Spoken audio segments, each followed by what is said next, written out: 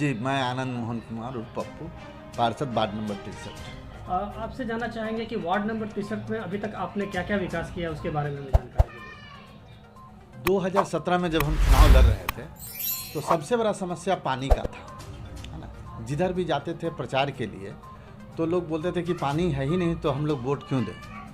तो उस समय हमारी सबसे बड़ी प्राथमिकता ये थी कि पानी लोगों को उपलब्ध करा दिया जाए।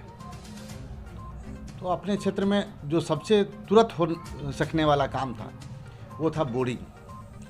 तो मैंने अपने नगर निगम के जो फंडिंग आता है उससे विधायक जी से कह के अब तक 20 बोरिंग कराया, समरसेबल बोरिंग, और एक बड़ा बोरिंग मुगलपुरा पुलिस चौकी में ये 15-20 दिन के अंदर होने जा रहा है। तो अभी पानी का समस्या ख़त्म तो नहीं कर सकते हैं लेकिन बहुत कम है। अच्छा, इस समस्या के अलावा और आपके यहाँ कौन कौन से प्रमुख समस्याएं हैं जिस पर ध्यान देने की जरूरत है? सबसे बड़ा समस्या अभी हम लोगों के पास जो है वो नमामि गंगे जो है पूरे रोड को, पूरे गली मोहल्ला जितना है सारा रोड को तोड़ दिया है। तोड़ के वो अपना काम करके चला गया। माने ये स्थिति करके चला गया है कि पैदल चलना मुश्किल है। इस बार दशहरा पूजा के समय रानीपुर के पास वो उसका एक चैम्बर ब्लॉक हो गया। वो नमामि गंगे का बीवा टेक कंपनी है उसका था। उसमें हम उसके इंजीनियर को, उसका जो चीफ मैनेजर था उसको, सब लोगों को टेलीफोन किए लेकिन उन लोगों ने कोई मदद नहीं किया। और जहां मूर्ति बैठा था वहीं पर वो चैम्बर ब्लॉक था। फिर किसी तरह हम लोगों ने उस चैम्बर के बगल से तोड़ के नाली बना करके तत्काल, और आज भी स्थिति नमामि गंगे के द्वारा जितना भी काम किया गया है सब का स्थिति बहुत बुरा है। माने रोड पर चलना मुश्किल है, गली मोहल्ले में चलना मुश्किल हो गया है। अभी तो आपका कार्यकाल लमसम अब कंप्लीट होने पे है, तो जी, कितनी योजनाएं जो हैं अभी तक आपके वार्ड नंबर 63 में आई वो हम जानना चाहेंगे। देखिए, कच्ची नली गली योजना जो मुख्यमंत्री का था उसके तहत हम लोगों ने लगभग 33 गली को बनाया है।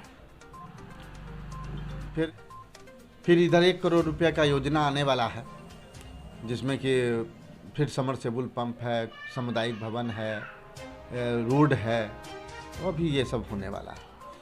इस चुनाव में आप सर किस पद पे चुनाव लड़ने वाले हैं? जी, मैं पार्षद के पद पर चुनाव लड़ूंगा। सरकार के फैसले को आप कितना समर्थन देते हैं जिसमें उन्होंने सरकार ने एक नए नियम के अनुसार ये कहा है कि मेयर और डिप्टी मेयर का जो चुनाव होगा अब वो डायरेक्ट जनता चुनेंगे? नहीं, हम इससे सहमत नहीं है। सरकार का ये निर्णय पता नहीं किस कारण से लिया गया है, लेकिन मैं व्यक्तिगत रूप से इस निर्णय से सहमत नहीं हूँ। ये गलत निर्णय हुआ है। इसका सबसे बड़ा प्रभाव क्या पड़ेगा आपके अनुसार? देखिए, पहले जो मेयर का पद था तो मेयर, हम लोगों के बीच जो पार्षद थे, पार्षद के बीच से मेयर चुने जाते थे। तो हमारे बीच के मेयर होते थे, हम लोग उनको वोट देते थे, तब वो अपने पद पर होते थे। 2 साल के बाद अगर वो काम अच्छा नहीं करे तो 2 साल के बाद अविश्वास प्रस्ताव का प्रावधान था। तो उनको भी लगता था कि काम होना चाहिए। अगर हम काम नहीं करेंगे वार्ड में, लोगों का मदद नहीं करेंगे, तो 2 साल के बाद जब अविश्वास प्रस्ताव आएगा तो पार्षद हमको वोट नहीं देगा।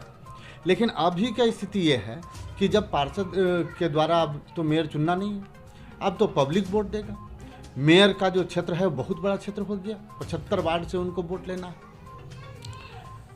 तो इतने बड़े क्षेत्र से जब वो पब्लिक के द्वारा चुन के जाएंगे, फिर हमारा बात वो क्यों सुनेंगे?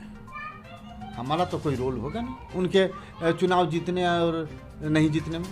क्या लगता है कि जीतने के बाद वो पूरे 75 वार्ड को अच्छी तरह से कवर कर पाएंगे और विकास कर पाएंगे?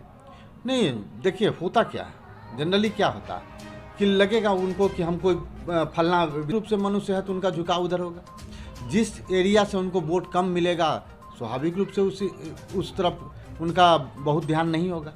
वैसे में तो फिर जिस एरिया से मान लीजिए वोट नहीं मिला तो वहाँ के लोग तो सफ़र करेंगे।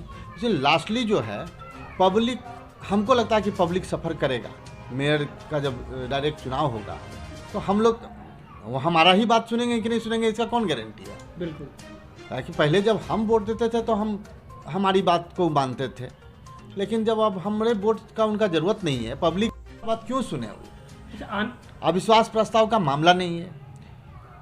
वो काम करेंगे तो भी, नहीं करेंगे तो भी, तो 5 साल तक रहेंगे। ये तो फिक्स हो गया। तो फिक्स हो गया, तो क्यों सुने मेरी बात।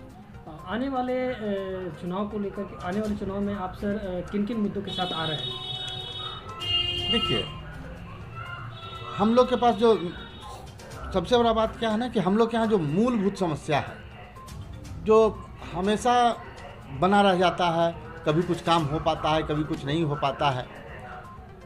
हम आपको बोले ना कि नमामि गंगे पूरे वार्ड को तबाह कर दिया। तो अभी तो सबसे पहला मामला ये है कि वो जो रोड तोड़ दिया, वो तोड़ दिया है, सिर्फ बनाया नहीं है। वो क्या करता है कि आया, रोड खंदा, अपना काम किया और चला गया। एक तो हम लोगों से कभी पूछता भी नहीं है। अभी देखिए नून के चौराहा में रोड खंद रहा है, हम लोग से पूछा नहीं, वो अपना काम कर रहा है बिना आपके जानकारी, बिना हम लोग के जानकारी का। वो कभी हम लोगों से नहीं पूछता। उसके बाद वो जिस अपना काम करेगा, किसी तरह उस गड्ढे को भर देगा और चला जाएगा। बाकी पब्लिक को क्या दिक्कत हो रही है उससे उसको कोई लेना देना नहीं। तो अभी तो सबसे पहला प्राथमिकता है कि नमामि गंगे के द्वारा जितने रोडों को और जितनी गलियों को तोड़ा गया है, सबसे पहले तो उसको बनवा दिया जाए, ताकि पब्लिक उस पर आसानी से चल सके। चुनाव को लेकर के आप अपने क्षेत्र की जनता से क्या कहना चाहेंगे?